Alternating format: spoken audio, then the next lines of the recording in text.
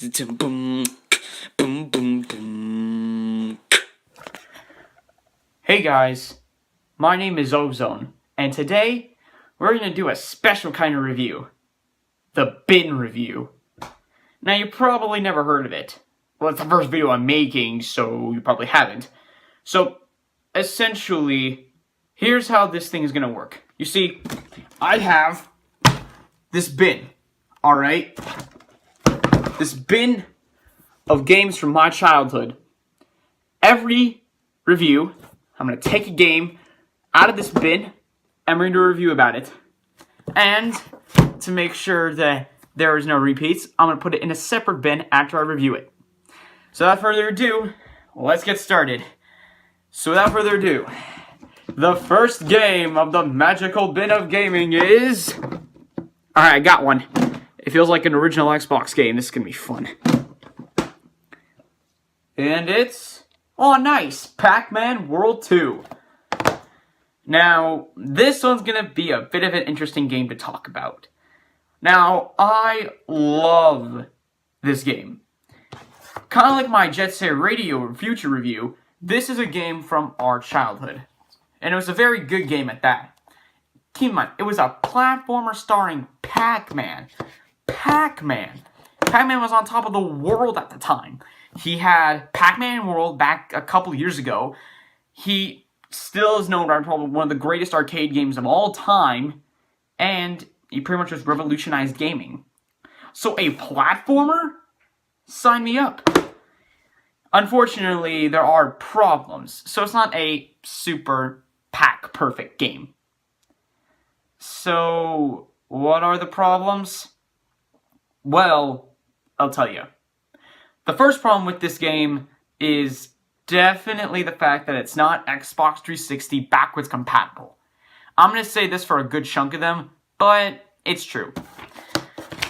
You see, this game is one of many, like Mortal Kombat Deadly Alliance, where you cannot play this amazing game on an Xbox 360. It sucks. A lot. It gets worse. The game is kind of boring after you beat it. I know it sounds weird, but as I kept playing it, I kept seeing the problems. The big one for me is the graphics. Is all I can say. The cutscene graphics are okay at best, and the in-game graphics are the equivalent of a giant piece of poop in a sewage facility at worst. And, yeah. However, graphics aren't everything. Graphics don't make a game. Well, in my opinion, it does make a game. Because you could have the best tasting ice cream of all time. If it looks like a pile of crap, it might still taste good, but still, it's going to be a pile of crap. Same with this. The gameplay is really good. And I'm being serious here. This game is really fun to play. You have great controls, a nice pace, but the graphics kind of just take you out of it. I mean, Pac-Man has like this dead smile on his face. Look at that. Look at that smile. Let that be known of the smile that you will see. It's literally just... Imagine that for 6 hours, and that's pretty much Pac-Man World 2.